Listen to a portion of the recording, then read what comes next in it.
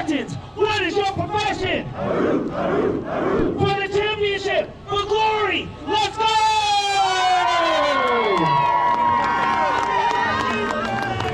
Have a great race, guys. Have fun. Be safe. And we will see you there tomorrow.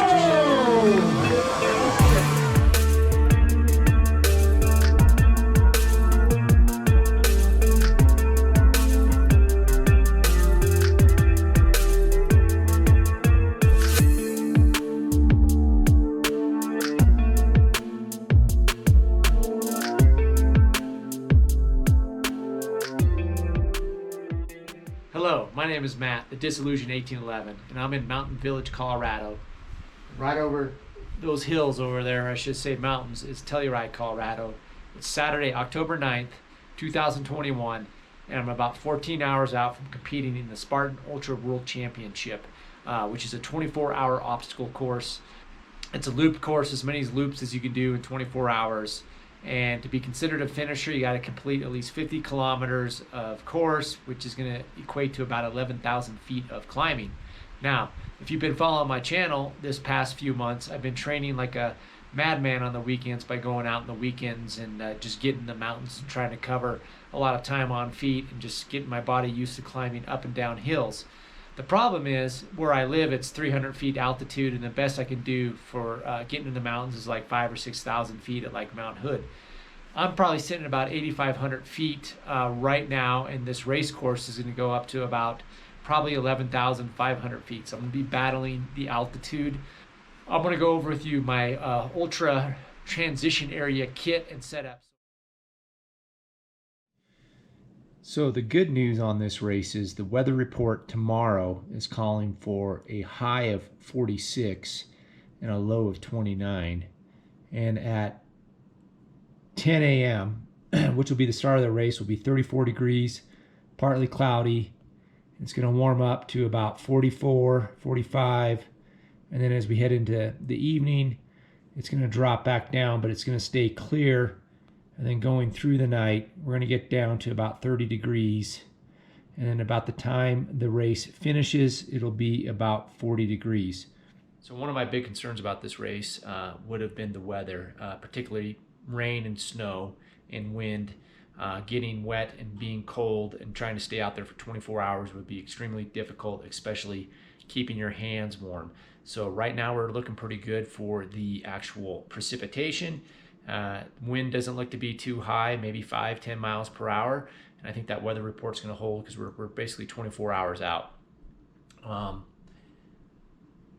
think the big challenge under these current conditions will be to keep my core warm and not overheat, sweat, and get cold once I stop. So it's going to be layering and proper clothing, and then it's also going to be to keep the head warm and my hands warm. So right now I'm going to go over basically my clothing kit and what I have set up. Throughout the race, I figure I'm going to start off being a little bundled. I'm going to have to strip down, store those clothes on my pack, and then as we head into the evening, I'm probably going to swap out and change into some warmer clothes to get me through the evening. So I'm going to go through that right now.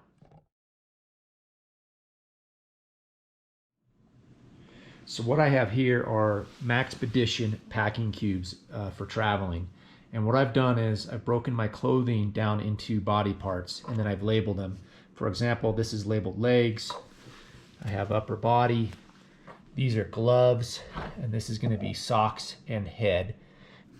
For the legs, what I have in here is I basically have some I think it's called Smart Wool or Icebreaker. I have some Icebreaker briefs, worst case scenario. But I have thermal insulated long running tights. I have wind resistant long running tights. And then I have these Marmot, basically, they're kind of like tights, but these things are super, super warm, and you can run in them. I've run in these things before.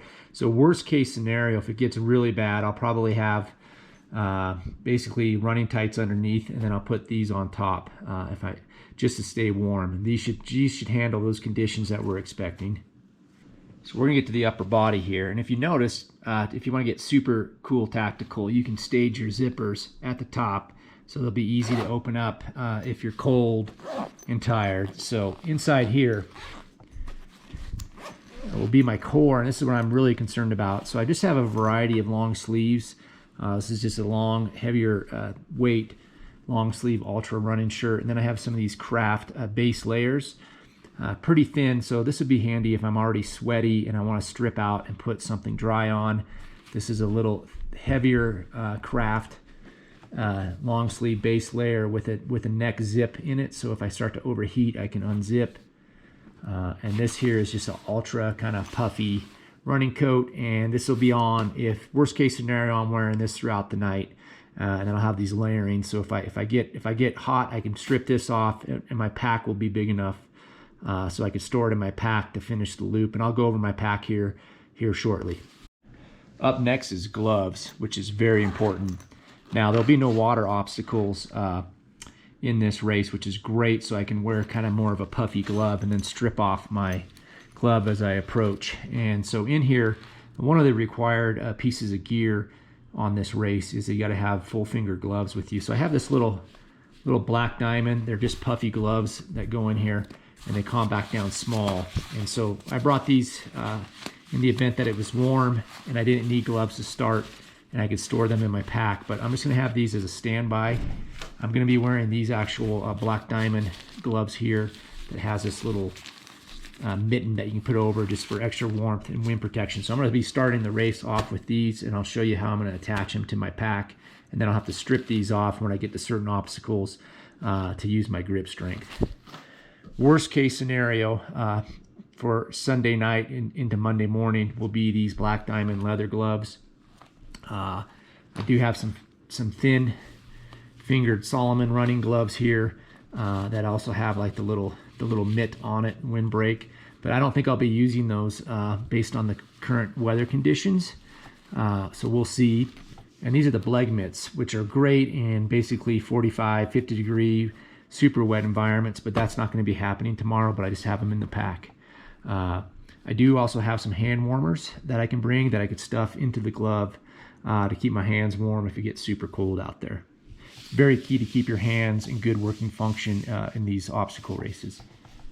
And the final piece of clothing kit is basically socks and head. So I don't know if I really need to be changing my socks as far as moisture goes, but I'll probably be changing my socks just to mix it up so I'm not wearing them the whole time. I have, these are Exoskin socks. They're the toe socks. That's all I wear is these toe socks. And each individual toe is in basically, it's like a little glove for your feet. Works great. I've never had any blisters or any problems like that. And these are Ingenie is another brand. Now this is a little heavier weight. I'll probably save this for the evening. If I decide to change out my socks, I'll put this heavier weight sock on. And over here for my head, things are really extreme. I got the baklava, and then I just have basically a Solomon neck gaiter, and then I have just your standard beanie here. One of the required pieces of gear is also to have a beanie or basically a baklava or something along those lines. I'm not going to start the race off wearing this. I have a lighter beanie to wear, and I'm going to go over that just because, man, you can really overheat pretty quickly with headgear.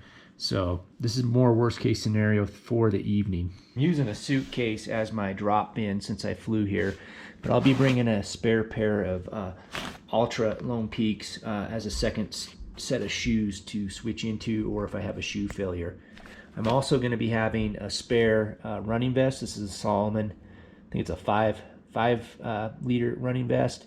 And I also have a spare headlamp. And I'm going to go over next is my actual race kit, my bag, and the required gear. So the pack I'm using on this race is the Black Diamond Distance 8 pack, which stands for 8 liters of storage. Now I've used this pack a bunch running this summer and just on long mountain, what I call expeditions, adventures. So it's a really sturdy pack. It's really easy to access with an basically open dump patch right here. Really easy to reach in and grab your stuff. And so on this race, they're requiring mandatory gear be on your person during the race. If you're wearing the mandatory gear, it counts as that. So one of those pieces of mandatory gear is long finger gloves or full finger gloves. And I have these right here that have this little windbreak you can slide over. It creates a little mitten And so I'll be wearing those during the actual race. And then as I approach a obstacle, I have this little carabiner clipped. I can take off my gloves, clip the gloves to my pack, and then get through the obstacle and then put my gloves back on. This bag has basically 2 pockets. I'll be carrying water bottles, 500 milliliter water bottles in each pocket, and then I have big pouches right here to store my fuel and gels, and I got a couple zipper pouches here. In here I keep some electrolytes. Part of the required kit is going to be 2 working headlamps, and so I plan on using this bigger Petzl headlamp. I think it has like 500 looms. It's a little bit heavier. And then for my secondary headlamp, just to check the mark, I have this small black diamond. I think it's called a Spot, which might be like 300 looms. Both of these take AAA batteries, and I'll be bringing a bunch of AAA batteries with me in my kit, transition kit. Another piece of required gear is rain shell pants. These are black diamond rain shell pants. I like these because they fold up into themselves. They're easily compactable. Another thing is fully taped, rain jacket. So this is a Solomon running jacket that zips into itself, and it can also just be a great shell for the wind. Another piece of required kit is going to be a beanie. So there's a beanie right here that I'll be wearing, but then you might overheat. So I actually have the Solomon running band, which is keep my ears warm, but let the heat escape out the top of my head. So I can easily swap between these and then store them in an external pocket. I'll also be running with some sunglasses during the day. I have some hand warmers with me. Another piece of required kit is basically a emergency whistle. And most of these running packs, a lot of people don't know this, most of these running packs have a emergency whistle built in. Sometimes it's on the actual clasps, the chest straps. This one here, I'll have to find it here. The emergency whistle is actually stowed inside this pocket, so this is a little emergency whistle. They also require a space blanket, emergency blanket, and so I'll be putting that, I actually have that in an internal pocket, so I'll store my headlamps, my hand warmers, and then my emergency blanket will be stored in this small zip internal pocket, and then I can just smash and dump these other pieces of clothing in there, along with any other clothing I have on, let's say a puffy jacket or vest. I can easily stuff it in there if I overheat. I can stuff my gloves in there if I overheat. So yeah, this is what is required, and this is what I'll be bringing on course. I'm going to start the race off wearing full-length tights, a puffy jacket. You are required to have a base layer, a long sleeve base layer, which I'll be wearing. And then I'm going to be going with the toe socks, of course. This is my first 4 to 5 hours worth of fuel right here. And I'll be going with these basically Ultra Temp 3s, which I've done a bunch of stuff in. They seem to hold up pretty well for me. I'll be using the Solomon speed flasks. And then when I come into the transition area, my wife hopefully will be having these bottles here prepped, which will easily fit into that black diamond bag with fuel, so I can swap these out, give those to her. She can give me some fully loaded ones, and then she can have these prepped up on the next lap when I come in. One thing I forgot to add is I have this wristband from the old school Spartan Ultras that you had to wear, which signified that you were age group or elite. So basically they hold you to the rules. And so what I do is get any old wristband if you don't have one, but you can put this over the timing chip on your wrist, and it'll secure it to your wrist throughout the race. That way your timing chip is not lost. You lose your timing chip, there's a good chance you will be disqualified. So you do not want to lose that timing chip. So just take a wristband, put the timing chip on your wrist, and then just wrap the wristband over the timing chip to keep it safe throughout the race. Up next is what I have for my power. There'll be no power sources there at the transition area, so I have this. It's basically a jump starter kit that you can jump start a car, but it's also a power bank. So I'll have that to basically charge. If I need to, I can charge that Petzl headlamp, which will be my main headlamp. I have 9 sets of AAA batteries here ready to go for the headlamp, and then I also have the appropriate cords to charge the headlamp, and I also have a watch charging cord so I can charge my watch up. This is the Garmin Fenix 5, and I imagine after about 14-15 hours this watch will probably start to run out of juice.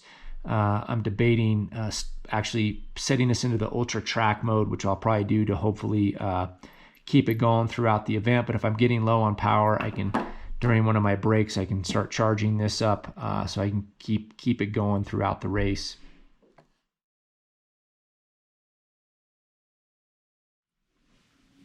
Up next is my fueling strategy. So to start the morning off, the race starts at 10 a.m. So I'll be getting up about 6:30, and my plan is to eat 3 hours prior to the start. I found these great little pancakes here. They're individually wrapped. So I'll be eating some pancakes with jam, a couple pieces of bacon, and a couple eggs. And then just prior to the start of the race, I'll probably eat half a banana. And for the actual race, I'm going to be using this Hammer Nutrition powder. You mix it up. It's liquid calories. I've used this stuff before, so I have two flavors. So I'll be putting those in my water bottles, water flasks. And then for carrying on myself throughout the race, I have basically like fig cookies, these honey stinger waffles, your standard gels and goos. This one I labeled caffeinated, so I won't start dipping into those until a little bit later in the race. Hammer gels, that kind of stuff, which I can also use on those pancakes later in the day. And then these chia gels right here. For the transition area, I got a whole hodgepodge of like liquid smoothies and chia things I'll be using. More of these pancakes. The great thing about these pancakes, like I said, they're individually wrapped, so I can throw them into my pack. These great cookies, I've had these things before, they're awesome. Sea salt chips, more fruit, oranges and bananas, extra Ziploc baggies, so if I want to take cookies with me or take some oranges, here's some more Fig Newton cookies I'm bringing. For liquids, they're going to have water available and apparently hot tea, but I'm bringing some coconut water, which I probably drink during the day. I have these Hammer Endurolite, which are basically electrolyte pills. Some of these Nun electrolyte tablets that dissolve in the water, and just more liquid calories here that are electrolyte. Later in the evening, throughout the night, I have instant coffee. They're gonna supply hot water, so I got instant coffee with a very important to have something to mix it in. And I'm using this layered super creamer, which has actually got its calories, its fuel. And don't forget a spoon so you can mix everything up. And then if things get really drastic throughout the night, I got a couple of these Mountain House backpacker freeze-dried meals I can mix up with some hot water and eat them. I also am bringing this little water bottle so I can put water in it, and then I can mix my Hammer Nutrition, the powdered stuff in there if I want to mix up some of that stuff, or I want to mix up some of this stuff. I can just mix it up into here and then pour it into the water flask. So I'm also going to be bringing, we're staying nearby at the lodge. So what I'm going to be doing is I have my wife back at this kitchen behind me. She's going to come back and I can tell her, hey, listen, can you get something hot for me? And then she can bring it down to me on the next lap. So since I traveled here, I can't use a traditional plastic tub or bucket. And actually I wouldn't want a bucket. It's probably too small for what I'm doing. I have a hard-sided suitcase. It's got wheels on all four corners, so it's easy to roll. The hard side should make it pretty weather resistant, although I think we're gonna have a completely dry day tomorrow and then Monday. And on this side, I'm gonna put all my fuel and then all my backup clothing, spare shoes, spare vest, hand warmer, spare headlamp. And then on this side over here, this is my typical kit. It's kind of like a medical kit and other things that I bring with me for every ultra. You can go look at my Montana Ultra kit video and I'll explain exactly what's in there. This is a nice big puffy coat to keep me warm when I come into the transition area, or if I need to wear it throughout the night if things get really, really bad. This is Kamek. They make pretty good products. It's like a filled camp blanket with like a hole cut out, so it kind of acts as a poncho also. It's pretty warm, so I can put that over the top of my head when I come into this transition area to stay warm. And then I can also have some privacy underneath the blanket to change out my typical running tights into like thermal tights throughout the evening and keep it private. Nobody wants to see me naked. And that is my transition bin. So I don't know exactly what I'm doing here. Hopefully it works. I'm going to do a debrief, let you know what worked, what didn't work, what I change. So hopefully you can learn something out of this. So I already made a change. So once I started to put this all together, I have way too much stuff to fit into the suitcase and make it manageable to access it. It's one thing if I just want to pack it up and not touch it for another 10 hours or whatever, but I'm going to be getting in there multiple times. It's going to make it confusing and complicated. So what I've done is I brought this with me, this little collapsible shopping tote, and I put all my nutrition and all my fuel into the shopping tote, so I can just kind of rummage around in it. And I've placed all my clothing, which I shouldn't be accessing except maybe once or twice, in this kit in the suitcase. So that's one thing I've already changed. It was pretty apparent once I started to load this up that it was going to be too much stuff in too small of a container. And so I kind of have it broken down into two things right now. I have clothing, power, batteries, and then I have just basically emergency gear in case things fail, and emergency clothing in case it gets super cold. So that's one change I've already made. So I'm going to do a recap of the race, the actual race itself, and then I'm going to talk about the transition gear and kit that I have, what worked, what didn't work, what I do differently if I was to do this race again.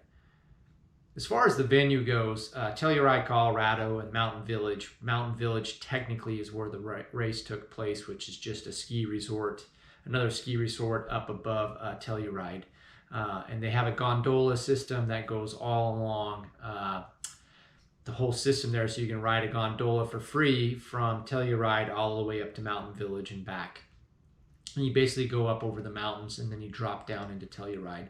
The views up there were just amazing. It was a very awesome place to visit that time of year. We hit it just right, I think, as far as the fall foliage goes. So if you get a chance to go there for a race in the future, that time of year, you probably won't be disappointed. We got super lucky with the weather on race day. It was clear. There was no precipitation, hardly any winds. It was a little bit colder just because we're sitting so high altitude, and then, it's just that time of year. As far as the race went, it was really hard. Now, to be a, quote, finisher, you had to complete at least 4 loops of this course, which they say turned out to be a 50K distance with about 11,000 feet of climbing and descending.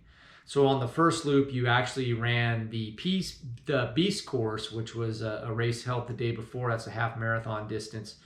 So we ran the Beast course and we bypassed quite a few of the obstacles. And then we came into the transition area. So it took me, I think I came in at like 4 hours, or I think it was 5 hours if I remember correct. No, it was 4 hours. I came at 4 hours and I was feeling really good. I got into the transition area and out of the transition area quickly. And then we got onto what was called the Ultra Loop. So the Ultra Loop, you have to complete 3 more times. So that would be a total of 4 loops to be a finisher. Now the Ultra Loop takes straight off from the transition area, which is at Mountain Village, and goes right up the gondola line, up the mountains, and then comes back down that same way too. It was super hard. So I think the first loop, it took me probably 3 hours. I was doing really well. The only obstacles I was missing was the spear throw. Now I did notice I'd missed the spear throw and the Olympus wall. I finally just gave up doing the Olympus wall because it was just so hard and my heart rate was going up. And instead of doing burpees for that obstacle, they gave you a penalty loop. All the penalty loops in this race were actually penalty loop heavy carries. So you had to carry a bucket if you missed certain obstacles. The other one I think was a 9-foot wall, but I was able to get over that thing every time for a penalty loop. I missed the spear throw 3 out of 4 times, and what they did is they gave you a little Tyvek piece of paper that you basically clip onto your vest. And when you complete certain obstacles that are burpee obstacles, the race official will punch a hole in there. And so I think there was like a total of 4 or 6, I can't remember. But when you come into this transition area, there's another like chute, if you will, that they divert you into. And there's another race official there that will check your Tyvek card. So let's say I have all 6 hole punches. I then can continue on to the transition area without doing burpees. If I have 4 punches, that would say, hey, I need to do 60 burpees. And they had the transition area broke down into sections. So like 30 burpees, 60 burpees, 90 burpees, God forbid 120 burpees. So after coming out of that, you can go to your transition area. And so as the loops went on, I was getting slower and slower. I was feeling weaker and weaker. And ultimately, the altitude there, that race, basically the transition area was at 9,500 feet. And then the highest point of the ultra loop was 11,150 feet. And it was probably right around the bucket carry. And when I encountered the first bucket carry, which would have been on the first ultra loop, not the beast loop, I knew I was in trouble. That was going to be that was the hardest bucket carry I've ever encountered. 1, it was long distance. 2, it had a pretty good incline. And 3, just at that altitude, I was smoked. I was having a real hard time with any of the quote strength obstacles. So like Atlas Stone, anything big and heavy that required me probably to go quote anaerobic, if you want to get scientific on it. Man, I would walk out of it and I'd feel dizzy. I mean, after doing burpees, I would just kind of feel like I was about to tip over, a little lightheaded. So the altitude was really weighing on me for this race. And I quickly realized that getting the 4 loops was going to be a challenge, let alone basically wanting to take on more than 4 loops at the pace I was going. So each loop I was degrading with my time. So ultimately my 4th loop took me 4 hours to complete, and at the time I can't remember, it was either 1 or 2 a.m. and I made the decision. I was like, well, if I do another loop, first of all, I was need to stay in that transition area for probably 20-30 minutes just to warm up and refuel, but I was thinking another loop was going to take me 4.5 hours at least, which was just a drudgery, just a suck fest. And not only that, at that time of night, the obstacles were starting to ice up, and I was a little bit worried about my safety in that fatigue state. I was pretty much just walking the whole thing at this point. There was one section from the sandbag, which was an awesome section because you could look down at Telluride, but the descent into the festival area was pretty technical terrain with rocks and roots, and then a lot of the leaves that have fallen were covering the rocks and roots. And you know, I was little concerned about maybe taking a header and getting some dental work done on that route. So ultimately, after completing 4 loops, I was at 15 hours, just almost exactly 15 hours to do that. I decided to go ahead and take my finisher's medal and call it tonight and regroup and go back to the lab and see what I can do better. So this is the medal you get right here. So this is just proof that I completed the race. I would have liked to continue on, but I just wasn't thinking it was worth my return on investment to go out and do another loop. So my training definitely helped. If I wasn't training as hard as I did this summer, I probably would have been in real bad shape and in that race. The other thing is, if there was any type of inclement weather in that race that day, snow, rain, wind, it would have been even harder on a lot of people to get through there. So we were blessed. We were blessed with the weather. A couple days after the race, the day we left the area, it had snowed probably 5 or 6 inches overnight. So yeah, we got lucky with the snow, something to think of. I don't know if Spartan's going to do that ever again at that venue, but if they do the Ultra World Championships, it could be really, really even harder than just the altitude if they get some inclement weather at that location. In regards to the transition area, everything worked out pretty good. There's things that I would do differently. I would have I should have packed a action packer or one of those totes. I should have did that as my checked bag on the airplane to get it there. The suitcase wasn't the greatest of things to use for a transition kit. It served its purposes, but if I was to do it over again, I would get an action packer or a tote or something hard case that I could put on the plane and use. That's more of a tub that I could reach in and get out of.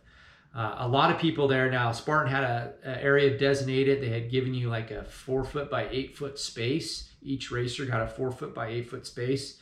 So a lot of racers joined together to get a bigger space, and there was tents and canopies and that kind of stuff. For a crew, I think a person really needs support crew to do this if they're serious about it. So luckily my wife was my support crew, and our lodging was close by, so she was able to ride that gondola back to the hotel and then come back. Luckily, pretty much throughout the race, especially as you got closer to the transition area, cell phone coverage was available, so I was able to text her like, hey, I'm just leaving the sandbag carrier. So that would give her enough time to leave the hotel, ride the gondola, and get there. But if you weren't staying at a hotel, a person would definitely need to bring a tent and some warm weather gear, sleeping bags. So a lot of people have tents there, and that's probably more for the support person than for the actual racer. I did hear stories of a couple racers actually crawling into tents and sleeping for 4 or 5 hours and then waking up at dawn and going out and trying to get another loop in. So I didn't want to do that. I wanted to get back to my hotel room and just call it a night. But for the support crew, I think a person would want to bring a tent and some sleeping gear and that kind of stuff. The thing we didn't bring that was on my list was I should have brought like one of those backpacking, collapsible, lightweight chairs. I didn't have a chair. That was a big mistake on my part. I should have had a chair, one for my wife to sit on when she's sitting around waiting for me, and two for me to sit on when I'm there. Luckily, at one point, another support crew loaned me a little tiny lawn chair to sit in. But that's something definitely that you want to bring too, is some kind of chair that you can sit in. As far as gear goes, my gloves, I had these black diamond gloves that have the little mitt on the top, and I think they're called, oh man, I can't remember what they're called. Maybe it's called their Ultra Glove, but that black diamond glove has a leather palm in it, and it was great. I put hand warmers in there, and I was able to keep my hands warm throughout the night and the evening. And then when I would approach obstacles, I just take them off and carabine them, click it to my running vest. But after doing all these obstacles, like that twister obstacle, we eat your hands up, I started using those leather palm gloves on a lot of obstacles to protect my palms and my skin. So really the only time I take those gloves off was for rope climbing, and then any of those like monkey bars or twisters or any of that stuff. Other than that, I kept the gloves on the whole time. So my gloves worked great. Everything worked pretty great. I was a little bit cold in the evening. I should have basically worn some warmer leggings or tights or something. I wasn't warm enough on that, and I probably should have worn a better beanie. I was ended up using the hood a lot. I could put the hood up and then drop the hood when I was getting hot. But basically when I got back to the hotel after this, I took a 20-minute hot shower. I was chilled. If I had not been moving, I probably would have got hypothermic. I mean, I put the thermostat at 70, and then I crawled into bed and I had a coat on, and I laid there for 20 minutes cold. So I probably didn't do a very good job as far as clothing in the evening, in particular onto my legs. So something to think about. I wasn't moving fast enough. I couldn't really run. I couldn't run anything at that point. I was pretty much hiking or walking, so I couldn't get my body core temperature up. So I didn't do a really good job on layering or adjusting my clothing for the circumstances as it went into the evening. Food, everything was on point for food. I found these little individually wrapped pancakes. Those things were awesome. I ate a lot of food right out of the gate with the altitude. The goos and the gels weren't going to work for me. I think I maybe had 3 throughout the whole race. I could tell that was not going to go well on my stomach. So I ended up using a lot of solid food. At one point, my wife made me a bacon cheese quesadilla. I just devoured it. So I would take out like little cookies or these Stinger waffles or that, I think it's called Huma chia gels out on the course. And I also would have my wife replenish these water bottles with the Hammer Nutrition Perpetuum. And so those are my calories when I was out there. And then when I would come into the transition area, I would slam some real food down my gullet, like oranges, bananas, quesadillas. They did have a little tent there with some hot water, so I was able to get, Spartan did, I was able to get some broth that was just, it was glorious, some hot broth. You know, probably some hot chicken noodle soup would have been a great idea if I was going to stay out there that evening. So yeah, hopefully you learned something from this whole process, this video. I learned a lot. It's always a learning process on what I did, what to do, what not to do. And so maybe you can learn from what worked for me and what didn't work for me on future ultra races there with Spartan. I don't know if they'll hold one in Telluride or not, but that's my experience. And thanks for watching, guys.